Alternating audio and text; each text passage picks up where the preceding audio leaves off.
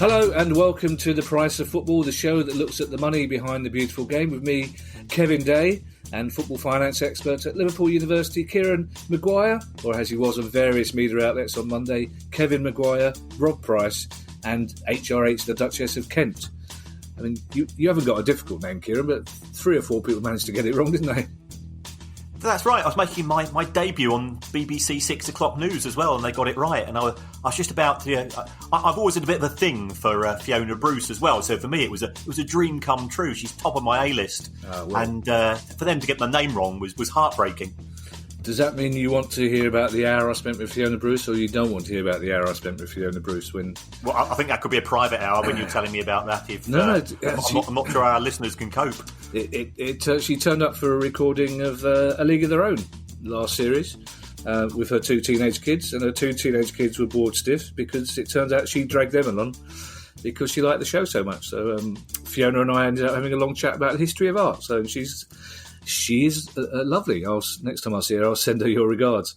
I might change the name though. Obviously, it's Thursday, Kieran, so that's News Day. And the reason you were plastered all over the telly on Monday is the big news, of course, this week that Manchester City have successfully overturned their 2-year ban from European club competitions. Firstly, Kieran, what's that worth to them financially? Potentially anything up to £250 million over the course of the next 2 years. Being in the Champions League is incredibly lucrative. It's not just the TV deal, and the TV deal for English clubs is the most lucrative for any of the European countries because BT themselves put so much in. And the way that it works is the more your domestic broadcaster puts into the pot, the more your football clubs take out. So there's that. There's sponsor bonuses, and of course there's the potential to get to the final of the competition, and from then you can potentially also kick on to the World Club Championship organised by FIFA. So it's very lucrative, and City are absolutely delighted. I've got lots of mates who support City, and I know 1 or 2 people there as well, and they were confident. I think we'd said that previously, but this is an amazing verdict as far as they're concerned. I was speaking to a friend of mine this afternoon who is a sports lawyer. I won't give you his name or his chambers, but I believe they would mentioned in the Times article tomorrow. He basically said that no one in the world of sports law thought that UEFA were going to win this partly because of their own idiocy, essentially. They've lost on their own loopholes, essentially, haven't they? Basically, it was a timed out case, which is UEFA brought the time limits in, and it was beyond their own time limits, and their own process was deemed unlawful. Some of the evidence was gathered illegally, for example. So, with hindsight, even reading the basic CES ruling, it seems like UEFA were hiding to nothing from the start, doesn't it? Yes, I think the original verdict took people by surprise, and there was an awful lot of parties who were egging UEFA on. We've seen, I think is it 8 teams from the Premier League were encouraging them to go ahead with this. Of course. And they seemed very pleased with the verdict. Clearly, there were clubs in Spain as well, and we've seen the head of La Liga, Tebas. He's now calling into question the abilities of CAS, which is the top sports court in the world, and it is renowned for being very procedural, very precise, and very impartial as well. So for him to call into question its own ethics is a sign of the desperation that some of City's critics have shown since the verdict. There's a lot of very hacked off opponents of the club at present.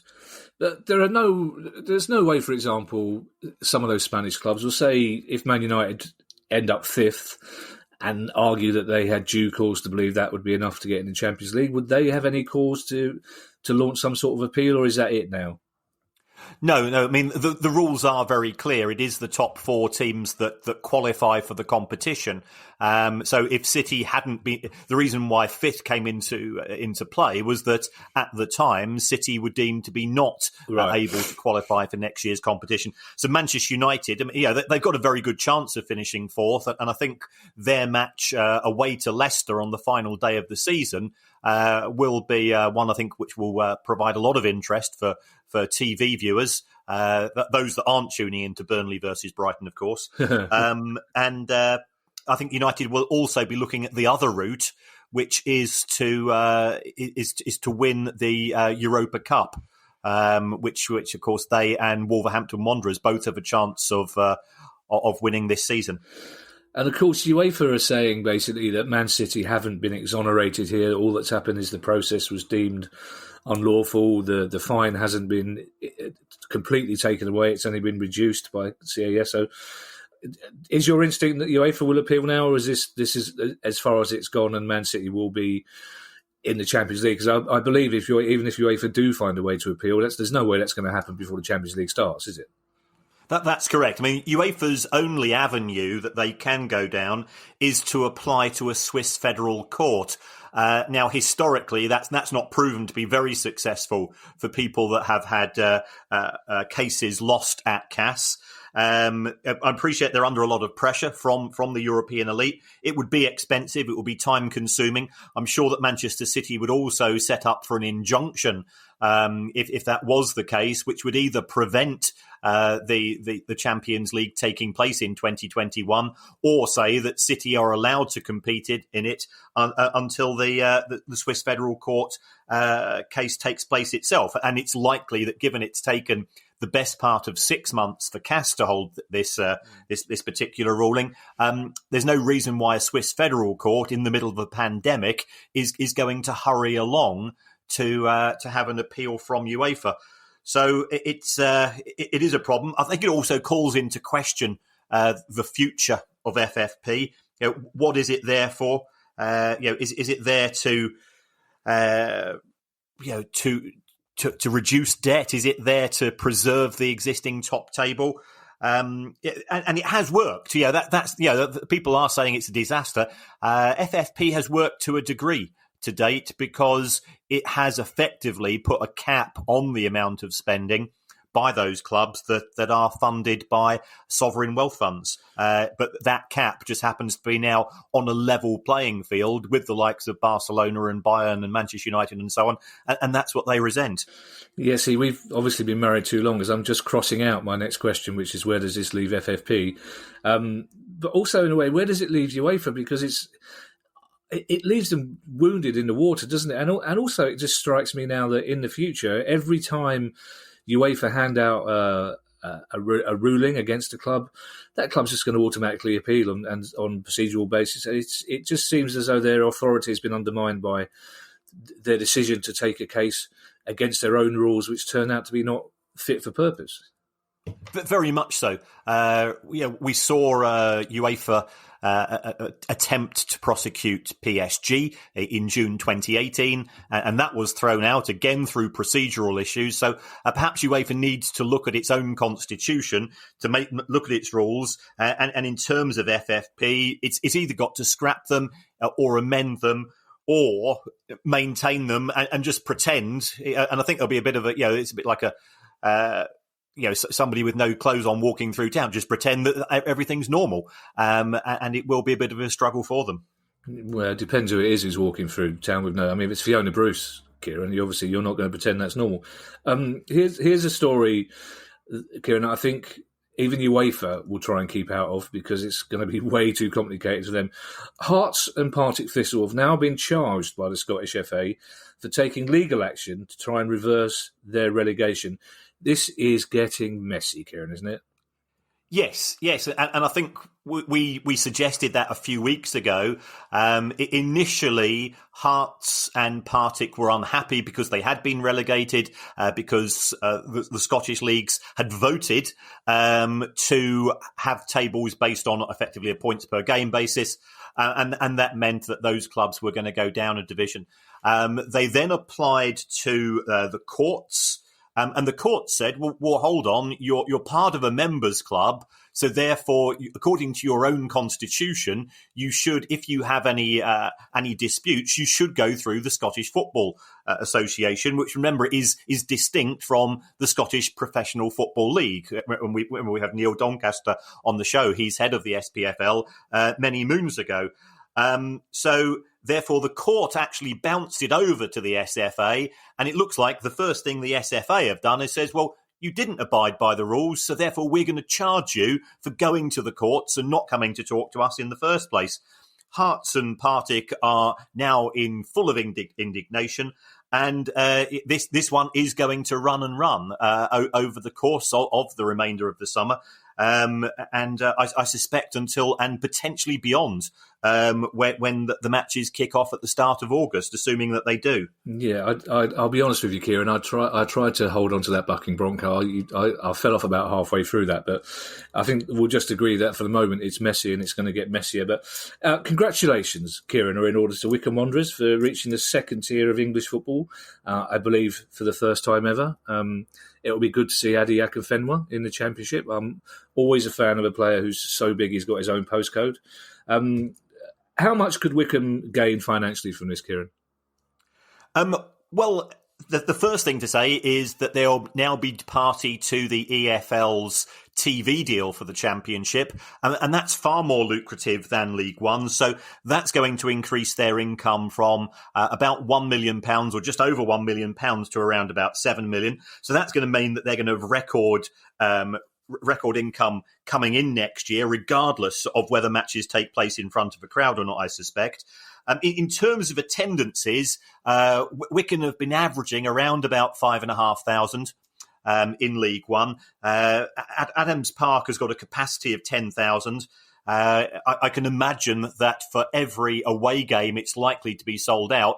If, this is, of course, a huge if, we can return to some form of playing football in front of a paying audience. So the away end, 1,800, there'd be a real scramble for tickets, because I imagine for fans of many clubs in the Championship, they won't have been to Adams Park before, no. So therefore it's a new one to tick off. And it is a really sort of heartwarming story. Gareth Ainsworth is a really likeable manager. He's also been with the club now for a few years. There was a genuine danger of the club going into administration a few months ago. It was owned at the time by the Supporters Trust. It's now owned by an American lawyer called Frank Koenig. And he's managed to put the money in to keep it going over the course of the pandemic. And I think a lot of people are just delighted that a new club's going to be in the Championship. My one fear is that it's a huge step up. Wycombe's wage bill probably in the region of perhaps £4 million. The average wage bill in the Championship is 31. So it's a big gap, and you've only got to look to see what's happened when clubs such as Yeovil have gone up to the Championship. Like they found it really tough, and then of course they've tumbled back through the division since then. And I wouldn't wish that upon anyone. I always remember back in the day when, in the old days, Kieran, if your team was away from home, you went to see a local non-league team. They were in my case, Tooting and Mitcham, normally Carshalton. And if Wycombe Wanderers turned up when they were a non-league team, they would have about 1,500, 2,000 away. Their away support was huge, considering the size of their home support. My only fear for Wycombe, and I think they will struggle in the Championship, and I think their fans will probably accept that. My fear is that they will be on television a lot more often now, and I don't think my dad's going to cope well with Gareth Ainsworth's hair, to be perfectly honest. My dad's of a generation where he's not going to want a manager. Look, he really will be saying, "Who's that bloke with the long hair?" And I say, "He's the manager, Daddy." He's not going to be happy. It's like when he found out Exeter City have got a poet in residence. There was a lot of head shaking when that was going on. Kieran, talking about crowds coming back, the Premier League has a tentative start date of the 12th of September. And they seem unanimously to be requesting or aiming for 40% capacity crowds when that season starts, or in the case of older grounds like Selhurst Park and Everton, possibly less. I mean, this is a good step forward, and if it could be carried on through the rest of the leagues, it would be a great step forward. I imagine the broadcasters would be very happy as well. Is it practical, do you think, from a purely financial point of view? It's not really our remit to go into how they do it in terms of whether people sit diagonally or whether the turnstiles are replaced by big gates. But from a financial point of view, is this to be wished for? Yes, I think on balance, clubs will make a bit more money from this.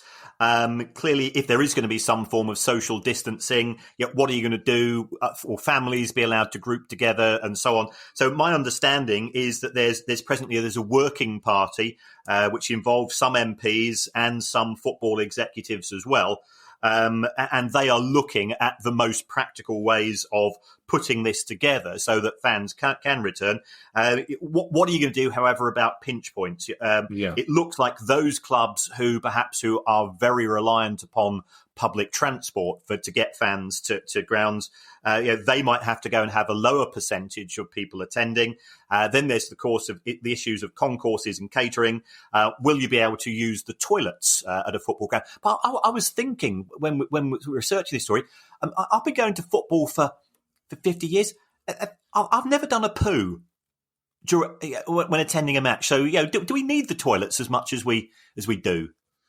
Well, I mean, it's high on the list of questions I wasn't expecting to be asked myself this afternoon, Kieran. I mean, and well done for timing your motion so carefully that you don't need to use I don't think many people use a football toilet for that. I mean, there's certainly some clubs in South East London.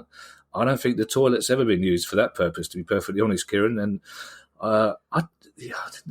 now, see, I'm going to have to rack my brain. I don't really want. If this is the first edition of this podcast, some people have heard, Kieran. If some master's student in football finance accountancy in America is tuning in for the first time, and basically the first question he hears was, "Have you ever used a toilet for a poo?" It's not a good advert for our podcast, Kieran. Really, but you make a good point. I presume as well. I mean, away fans for a start will be taken out of the equation completely, won't they? I don't think there'll be any away travel. Turnstiles presumably would be off. You won't be squeezing people through turnstiles. I presume electronic ticketing as well, so that'll act as a kind of track or track. I mean, my big issue is even a club like Palace have got 18,000 season ticket holders. If you're saying that probably for most of the season only 6,000 of them can go to each game, what do you do? Do you issue a season ticket so you can go one every 3 games? Does everybody apply? Do the people who have held their season tickets longer than anybody else, that first 6,000, do they get first go? I mean, there are a lot of practical considerations, but I'm just actually genuinely excited about the idea that we could be getting people back into football grounds. And I think it's more important at League One, League Two level, Kieran. And when you consider most clubs at that level probably have got a capacity of 8,000 and a regular crowd of 3,000, and there's still terraces at that level, you think that would make it easier for fans to social distance in those circumstances, wouldn't you, rather than more difficult? Yes, I think the Premier League is an amazing vehicle in the sense that over 98% of tickets are sold. So clearly that issue you've raised, especially for those clubs, like Palace, like Brighton, who've got a very high season ticket base as a proportion of total tickets, that is going to be a problem. It could be that clubs will initially write to fans and say, look, given that we are in the middle of the pandemic, what do you want to do? Because if you are of a certain age, if you are in a pensioners age, you might decide that you don't want to take the risk because you are there's a higher risk of contracting the disease. So I think initially clubs will contact people, then it could go into a ballot, and as you say, it could be 1 game in 3. But I mean, I'm like you, I'm just desperate to go and stand and stream and shout and abuse referees and do the normal things, which isn't the same watching it on television, especially in front of an empty stand. So it's a hopeful, welcome step. If I could just get to the Parsons Arms and then walk to Sellers Park and watch it on a screen outside, I would take that now. And also, do you know what's really worrying me about that conversation about what you use toilets for? Is that we get a lot of tweets after each episode, Kieran, and now 90% of the tweets we get tomorrow will be from people telling us when they last had a poo in a toilet at a football ground. And it's just you and I doing it. This guy is busy, so for once it's you and I doing it. We won't edit it. It will go straight up. And suddenly Guy's going to wake up tomorrow morning and go, why are people tweeting me about when the last time they had a poo at the Emirates? So you and I we need to have a chat about the tone of this pod, Kieran, don't we, really? I'm letting the team down, aren't I? That's what you're trying to say to me, Kevin. I'm not saying that, Kieran. I'm just saying that some things, we have these conversations. But one day we'll do a pod that includes the things we say to each other for the 10 minutes before and afterwards. But that day's not ready yet, Kieran. And I'm suggesting that maybe that motions. I'm trying to find euphemisms now because I know young people listen to this.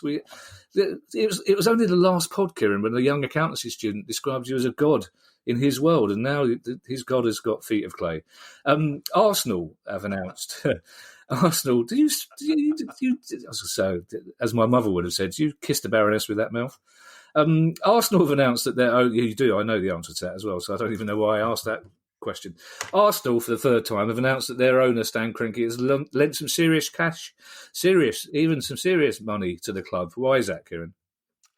It looks as if it's effectively the same as remortgaging, but the benefits for Arsenal is that they currently owe around about £209 million to banks and to bondholders, and they're paying quite a bit of interest on that. So Arsenal have the third highest interest cost of clubs in the Premier League. Spurs have the highest. And clearly, but Spurs have just had the benefit of this new 62,000-seater stadium, so you can understand that. Manchester United are second because, as we know, the Glazers like paying interest to banks.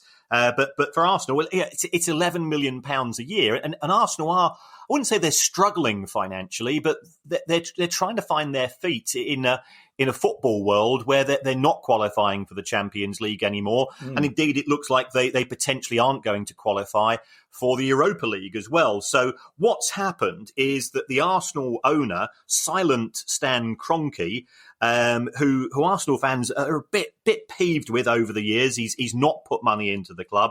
He's effectively paid off the existing loans, and he's going to lend money to the club itself. Ideally interest-free, but it could be at least at a lower interest. They're currently paying at 6 to 7%, so you would hope he wouldn't try to stiff them on the interest rate. That they are looking, according to our friend Swiss Ramble, who we keep asking and keeps refusing to come on the show. I'm not surprised with your potty mouth, to be perfectly honest. So he's forecasting a 90 million decrease in revenues for Arsenal in 2021. So an £11 million interest saving will go some way to help that. Players have agreed to pay cuts, but that's only around about 12.5%. So Arsenal are going to face a bit of a black hole financially next year, like many other clubs. So this is one way of going towards that. And for once, I think Kroenke has done the right thing. Kieran, correct me if I'm wrong, because you know how it works. I'm big picture, your details. That rate of interest, 6 to 7%. When we spoke about Spurs recently, they're only paying 1 to 2%. Is that right? That's right. I mean, Spurs have taken advantage of the government loan scheme, so they've borrowed at 0.5% on that. And as far as the as far as the costs of funding the stadium, they've borrowed at 2.5%. So Arsenal are paying far higher rates, and that's sort of a legacy from when they initially borrowed the money, which was a good few years ago when interest rates were higher. So this is one way of addressing that particular issue. And there was another one that under the terms of Arsenal's existing loans, they had to put aside around about £37 million in cash, effectively as a sort of surety, as a guarantee to the lenders that Arsenal would be in a position to repay them. If Kroenke takes over those loans, then in theory, that £37 million could be put into the pot for Arteta to spend or to offer good players new contracts. So, Kieran, this is a question I think that will interest Tottenham fans as well as Arsenal fans. Arsenal are still paying for the stadium, are they? Yes, yeah, they've still got outstanding loans. I mean, they have been repaying them at around about £10 million a year in terms of the capital, but there are still small amounts of finance.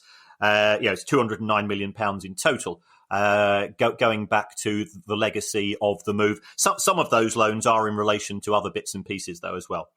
Okay, well, Kieran, speaking of serious cash, this is a very interesting one. It's only happened this morning. And it's a subject we've talked about, Middle Eastern broadcasting rights for the Premier League.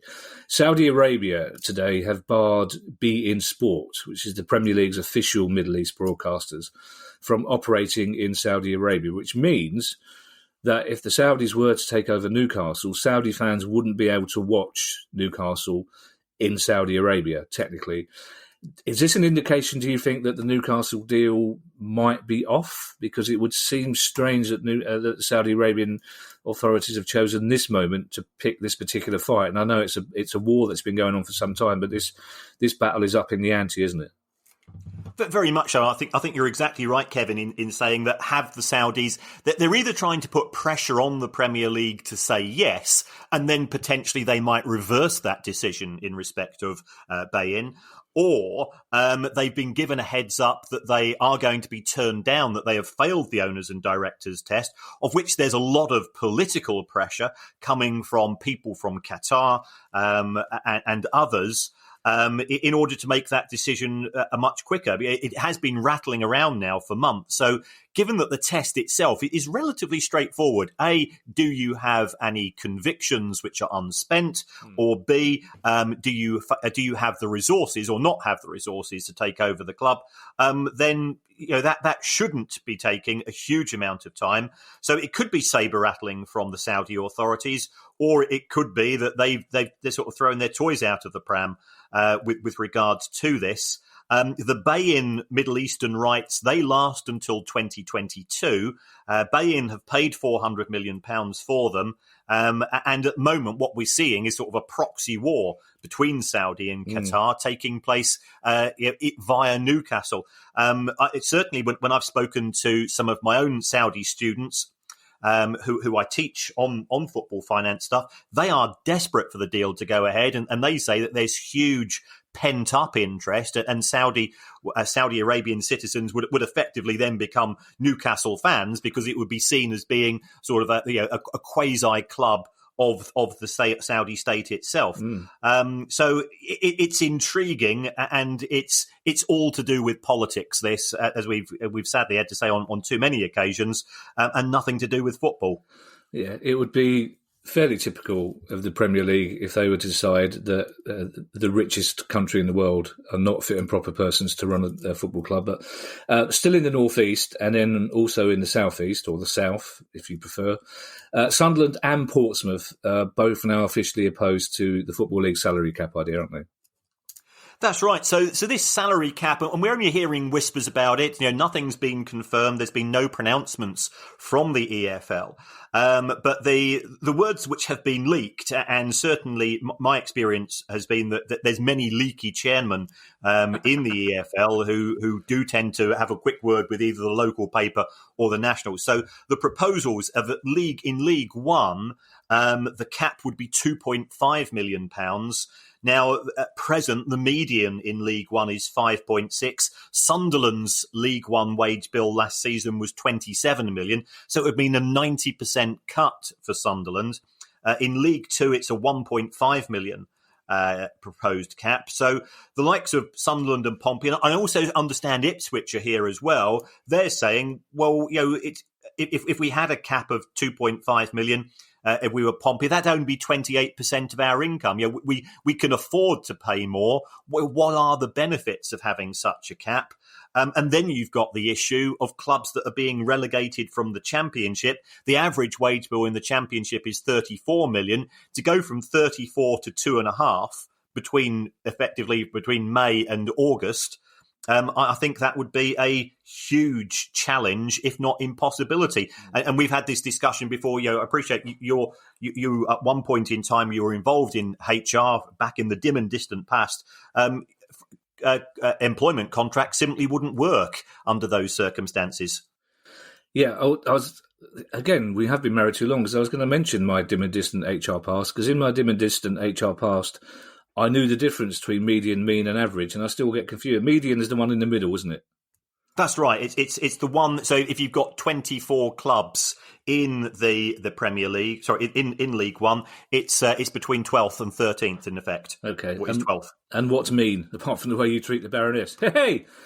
Hey! That's the whole reason. I look after the Baroness very well. That's the whole reason I started that conversation. And of course, leaky chairmen will of course be the ones needing the toilet. Yeah. So the mean, which is the mean compared to the median? The mean is the average. So you take the total wage bill, divide it by 24. So the The mean is 7.4, I think, and the median is 5.6. So if the mean's the average, what's the average? The average is the mean. Mean and average are the same. Are they? Yeah. Oh, well, you learn something new every pod, didn't you? There will be people on 5 continents shaking their heads now going, oh, my God, why is this man hosting a football finance pod? It looks like, Kieran, good news for Chesterfield fans, but there are some loans involved from local and county councils. That's right. Chesterfield are presently owned by a guy called Dave Allen. And as you and I are both of Irish heritage, that name has great memories for us. I wrote for him. One of the greatest comedians of all time, as far as I'm concerned. I'll say it again, Kieran. I wrote for him. Did you? I did, yeah. Oh my word! Yeah, you've met Fiona Bruce, yeah, and you've written for Dave Allen. Yeah. It wasn't a lot. I'm not worthy. Yeah, sometimes, yeah. There wasn't a lot of writing. He was mainly making tea and agreeing how brilliant he was, but it was a wonderful year in my life, I have to say. Carry on, Dave Allen, not the... That is just amazing.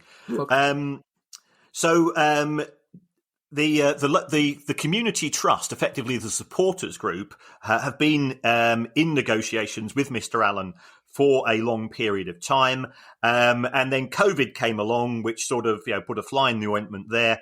But yesterday, and the good news is that both Chesterfield Borough Council and Derby County Council have both agreed to lend the Supporters Trust £500,000 each at a lower rate of interest over a 15-year repayment term. So it looks as if now Chesterfield can sort of go from the bottom up. Yeah, and we are, of course, in favour of fan-owned clubs. Always, and start to build better links with the local community with regards to sort of making it more in line with the values of the fan base, and also from a Chesterfield point of view, hoping to get back into the EFL in due course. Yeah, do you know what? I can never hear the word Chesterfield without getting angry at David Ellery for denying them that goal in the quarter-final of the FA Cup against Middlesbrough, or semi-final, where it was Sean Dyche was captain of Chesterfield and they scored a perfectly good goal. But I still spend too much of my life being angry at referee David Ellery, who was a proper public schoolboy ponce. But there you go. We both switched our filters off today, haven't we? Essentially. Now, last story, Kieran, before we get on to some shout-outs from some of our lovely listeners. You have been looking at the FIFA World Rankings, and you've noticed. Oh God, I've just realised you've noticed something odd down at the bottom. But it's too late for me to change that. You've noticed something odd at the bottom, Kieran. I'm a bit of a train spotter, as people probably have gathered. So I look at the FIFA rankings quite often, and I just happen to notice that if you take the bottom 6 clubs, we've got San Marino, the Bahamas, Anguilla, the Turks and Caicos Islands, and the British Virgin Islands. They're all tax havens. Why is it that the most rubbish football clubs or football teams in world football are all connected to people that help you to look after your money in unusual ways? And we've got the Cayman Islands there as well. And I was doing some digging into the Cayman Islands. The Cayman Islands is a pretty small operation, but one of their recent heads of Cayman Islands football, a guy called Jeffrey Webb, he then became the head of CONCACAF, which is effectively the equivalent of UEFA, except it covers sort of the Caribbean area, and South America and so on. Mr. Webb then ended up on a racketeering and wire. I never quite understood what wire fraud means, but a wire fraud charges from the US Justice Department, and he's been banned by FIFA, by their ethics committee. So it's all pretty murky stuff. But getting into FIFA, being a FIFA-ranked country, is very, very lucrative, because what happens is that every year you get a large check to spend on football issues. And I'm certainly aware, because I have had I've been very privileged to sort of teach all around the world. I've looked at some of the local grounds and I wondered where that money has gone. And there are an awful lot of people, and I'm quite confident in saying this. FIFA is a mafia organisation as far as I'm concerned, and that's why mafia countries such as Russia were awarded the World Cup in 2018. But it does make you feel uncomfortable that there's other countries who have applied to FIFA who haven't got in, who aren't particularly good at football. But all of these countries, which just happen to be tax havens, have slipped through the net and are allowed to play football. But by all accounts, they're a bit bobbins. Yeah, I'm going to say two things to that, Kieran. The first thing is that back in the day when I was a builder, wire fraud basically involved replacing copper wire with plastic wire and getting the money out of it. But I think this needs to be the subject of a whole pod, Kieran, because I was, Guy tucked this question away at the end where it's normally a little light-hearted question, but at the risk of sounding like Richard Osman on Pointless, these 6 countries you mentioned are all sovereign states in their own right, etc., etc. But I think what you've said there is much broader than I was expecting you to say, and I think this is something we need to think about, talk about, and maybe make a subject for our next pod, Kieran, because this is a big. Well, I'm going to say accusation. I mean, I instinctively edged away from the microphone when you accused FIFA and Russia of being mafia countries. I'm not disagreeing, but I want those people to make sure it's only your voice they heard. I ushered the cat out of the garage as well in case she meowed and got. I'm going to suggest we stop talking about that, Kieran, and we make it a proper investigation for another pod, because it's a very. At the very least, it's an interesting observation that those 6 countries are, as you say, pretty much tax havens or brass plaques on walls, aren't they? So I think we should leave that one there, Kieran, and we'll come back to that, because I think that's a subject we need to do more justice to, and I hope our listeners understand that at short notice. So, well done. You've opened another can of worms. That's about 4 cans of worms we've got juggling at the moment. That's great.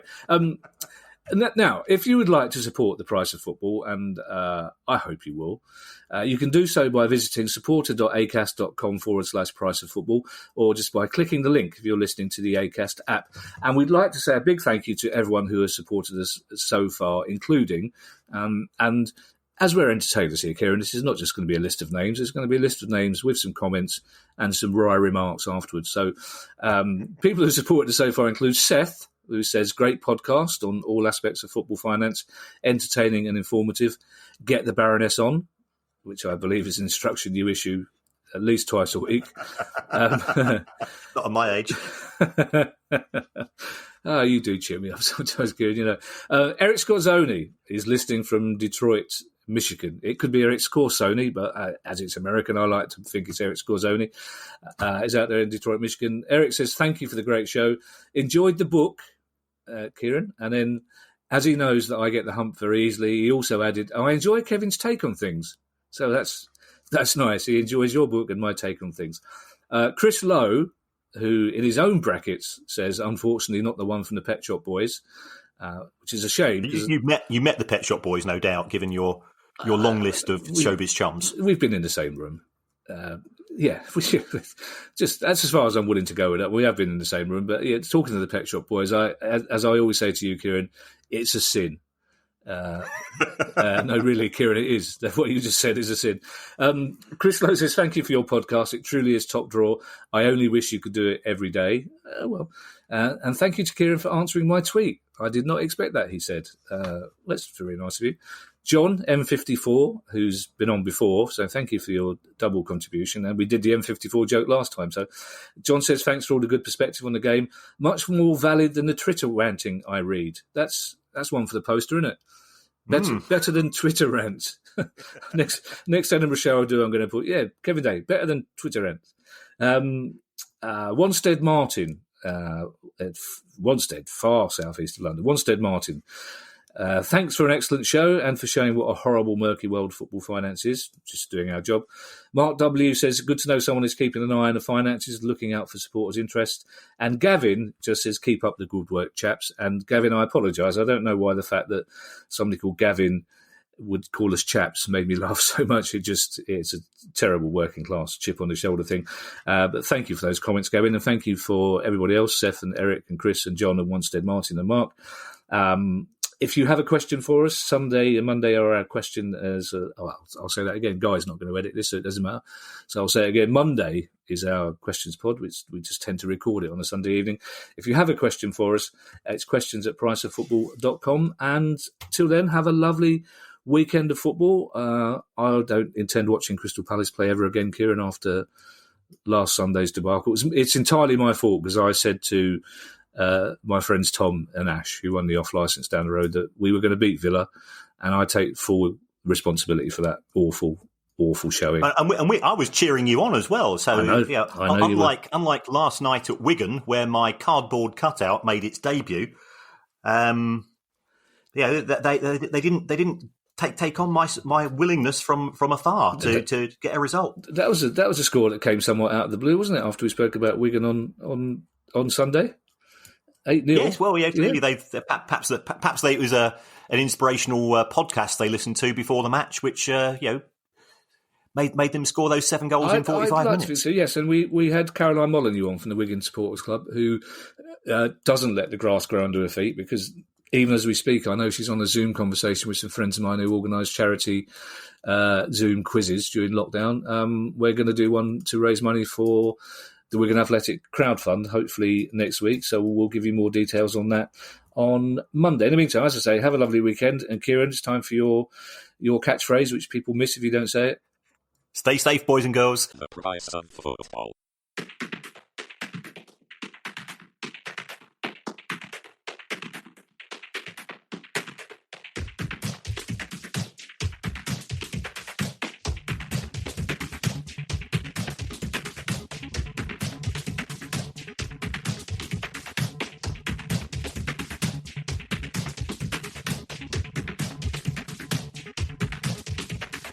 The price of football.